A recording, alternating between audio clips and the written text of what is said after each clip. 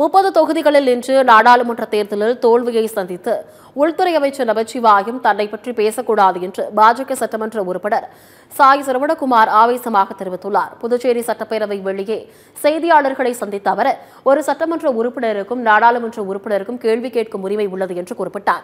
அமைச்சர் பதவி இல்லை என்ற விரக்தியில் தான் பேசியதாக உள்துறை அமைச்சர் நமச்சிவாயம் விமர்சித்த நிலையில், அமைச்சர் பதவி அவர் அப்பன் வீட்டு சொத்து இல்லை என்று ஆதங்கமாக கூறினார். கவுண்டர் கொடுப்பதை இதோடு நிறுத்திக் கொண்டால் அவருக்கு நல்லது என்று பதிலடி கொடுத்துள்ளார்.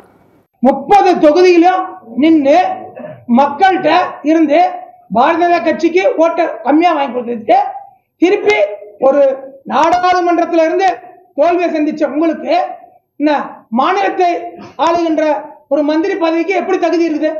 அது போல உள்துறை அமைச்சர் தன்னுடைய பதவியை ராஜினாமா பண்ணிட்டு பாரதிய கட்சியை வலுப்படுத்தி பாரதிய அரியணை ஏற வச்சுட்டு நீ அமைச்சராயிட்டு என்ன அந்த வார்த்தையை சொல்லியிருந்தேன்னா நான் ஏத்துக்குவேன்.